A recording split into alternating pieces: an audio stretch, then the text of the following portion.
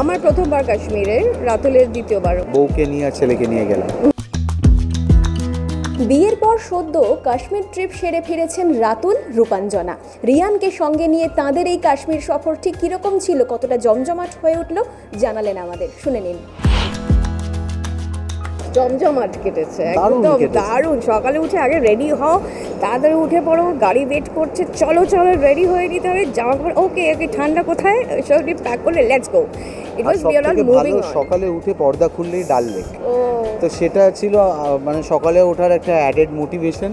ঘুম থেকে আর উঠে আমরা কখন সবাই জানলা ওখানে গিয়ে তিনজনই, দেখো আমি বেড কফি খাই, ও বেড টি খায়, সেরকম রিয়ানো বেড টি খায়। তো ওই একটা টিং টং, বেড কফি বেড টি, ব্যাস উই আর অন। আর বাকি তো খাওয়া দাওয়া তো খেতে আমরা তিনজনই মানে খাদ্যরসিক, শুধু খেতে ভালোবাসি। আর অনেক মানে বিভিন্ন জায়গায় বিভিন্ন আনকমন কুইজিন খেতে ভালোবাসি, তাই জন্য কোথাও একটা আমাদের মিল হয়ে গেছে। মানে হি ইজ অলসো আর ট্রাভেলার অ্যান্ড নেচার লাভার আমাদেরই মতন, সো তৈরি হয়ে যাচ্ছে আমাদের সাথে থেকে। একদমই ও অ্যাকোয়ার্ড টেস্ট। যেমন কাশ্মীরের স্পেশালিটি হলো ওয়াজওয়ান, ওখানকার স্পেশাল ডিশ ওটা। তো সেখানে আমরা কিন্তু প্রত্যেকে ট্রাই করেছি এবং উই try মেড শিওর করেছি। যে রিয়ানো একটু হলেও যাতে ওই অ্যাকোয়ার্ড টেস্টটা খায়। তো ইট ওয়াজ রিয়েলি ফুলফিলিং একটা, মানে পুরো কমপ্লিট একটা আমাদের ট্রিপ ছিল। সেখান থেকে ফিরে এসে অনেক জীবন শক্তি নিয়ে আমরা অনেক গুড মেমোরিজ নিয়ে আমরা ফিরেছি।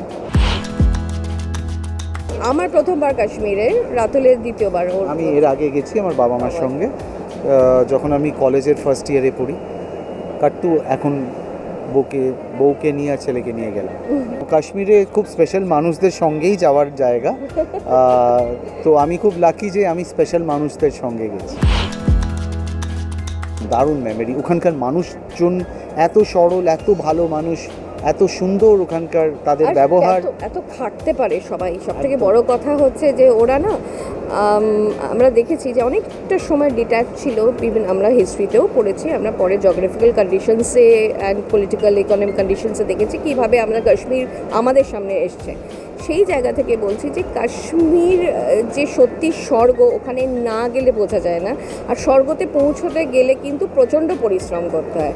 সেই পরিশ্রমটা যেরকম ট্যুরিস্টদেরও করতে হয়, সেরকম যারা ওখানে থাকে, যে যারা ট্যুরিজমটাকে চালনা করছে, প্রত্যেকটা গ্রাউন্ড লেভেলের স্টাফ থেকে প্রত্যেকজন অসাধারণ। আর তাদের যে খাটনিটা, সেটা এন্ড অফ দ্য ডে নিজের মনে হয় যে আমরা হয়তো কিছুই খাটি না।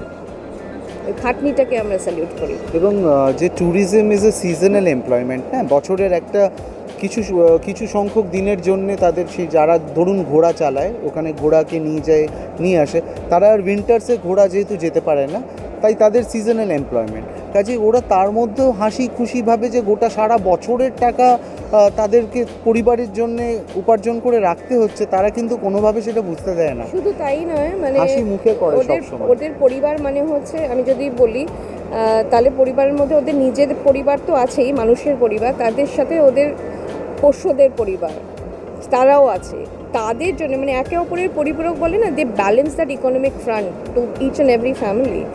প্রত্যেকজন, এই যে যারা মনে করো ওদেরও ব্রিডিং হয়, ওদেরও বাচ্চা হয়, তারাই আবার ওদের পরম্পরা বজায় রাখার জন্য নেক্সট জেনারেশন ওয়ারিয়ার্স তৈরি করে, যারা ওই ট্যুরিজমই করে, সাহায্য করে।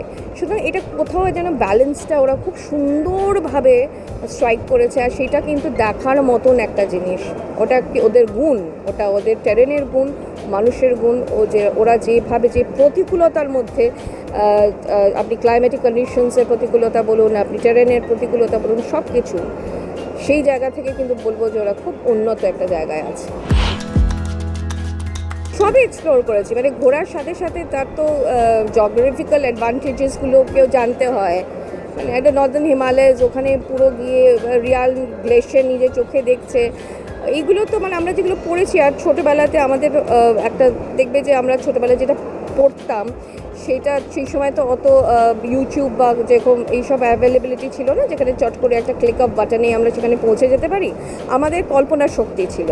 কিন্তু এখনকার বাচ্চাদের কাছে অনেক, আমার মনে হয় অনেক অপশনস আছে। যে গ্লেশিয়ার মানে কি, তুমি এটা দেখো গ্লেশিয়ার কীভাবে মেল্ট করছে, কীভাবে ফর্মেশন হয় গ্লেশিয়ারে, কোথা থেকে স্ট্রিম হয়, কোন কোন নদী যায়। So it is a lot of about education. So ওই জায়গাতে গিয়ে সমৃদ্ধ হওয়াই যায়। আর সেটা আমাদের তিনজনের ক্ষেত্রেই খুব ভালো লেগেছে। আমরা মিউজিক শুনতে খুব ভালোবাসি, ওখানে অনেক কাশ্মীরি গান শুনেছি। আমাদের প্রিয় একটা গানও হয়ে গেছে, ঝেলাম রোয়া।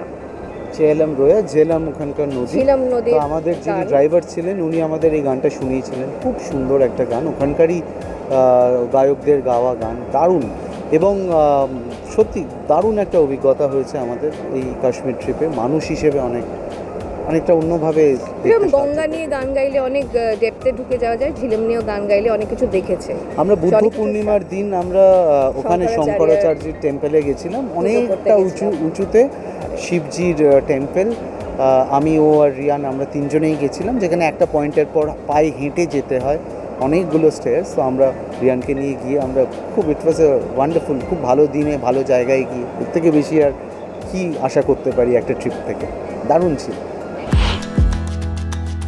যে যার মতন করে কাজের মধ্যে ব্যাপারে আমাদের একটা আছে, একটা গ্রুপ, তিনজনের একটা হোয়াটসঅ্যাপ গ্রুপ আছে, যেখানে আমরা এইসব নিয়ে আলোচনা করি, পড়াশোনা নিয়ে আলোচনা করি, অনেক কিছু নিয়ে আলোচনা করি। তো সেখানেই প্রথম ব্যাপারটা স্ট্রাইক করলো। আমাদের আগে থেকেই ঠিক ছিল যে কোথায় যেতে চাও রিয়ান, বলো আমরা কোথায় যেতে চাই, এবারে সবটাই আমাদের যাতে সময় মতন হয়ে যায় সেটাও দেখার দরকার। তো ওরা বলেছিল যে আমরা একটু চাঁদোবা যাবো, ওদের বাঘটা খুব প্রিয় হয়ে গেছে, আমারও বাঘ দেখতে দারুণ লাগে। মানে ওই 2.5 ঘন্টা ওয়েট করে থেকে একবার তার দর্শন পাবো, এটার মধ্যে একটা দারুণ মজা আছে। হ্যাঁ, একদম দারুণ মজা আছে। আগের বছরই করেছি বাঘ দেখেছি। চাঁদোবায় গিয়ে বাঘ দেখবো না, সে হতেই পারে না। কটা বাঘ দেখলাম সেটা ইম্পর্টেন্ট। সচিন তেন্ডুলকারও প্রায় নিয়মিত যান ওখানে, মহারাষ্ট্র অ্যাম্বাসেডার টিএটিআর ফুল ফর্ম, ওই জঙ্গলে ওখানকার সচিন তেন্ডুলকার খুব রেগুলার ভিজিটার।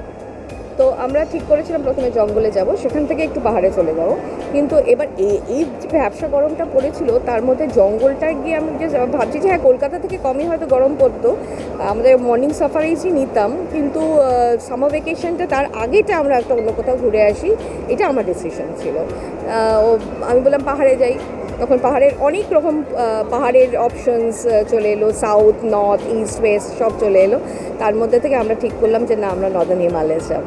এবং ওর একটা ইচ্ছে ছিল অনেক দিনেরই কাশ্মীর যাওয়ার, ওটা যে একসঙ্গে টিক হলো সেটা আমাকে খুব হ্যাপি করেছে। একদম। আর রিয়ানেরও পুরো ল্যান্ডস্কেপ সম্পর্কে ধারণাটা একদম পাল্টে গেল, যেহেতু কাশ্মীরের একদম অন্য অল্টিটিউডের পুরো জায়গা, সুতরাং ওখানে গিয়ে ও দিস ক্যান বি দিস, মানে এরকম। আর ই লাভড ইট, মানে আমাদের সাথে পুরো পাহাড়ে উঠে যাওয়া, ঘোড়ার পিঠে চড়া, ঘোড়া থেকে নামা।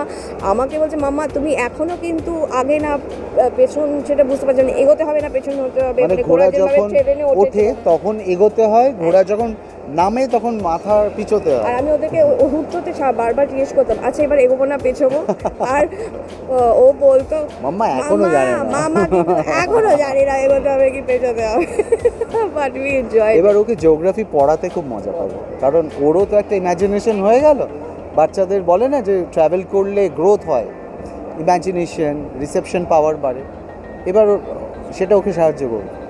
কতটা জমজমাট, কতটা কালারফুল ছিল রাতুল, রূপাঞ্জনা এবং রিয়ানের এই কাশ্মীর সফর শুনলেন আপনারা। এরকম আরও অনেক আপডেটের জন্য চোখ রাখুন মিউজিক বাংলায়। এনজয় সারাদিন।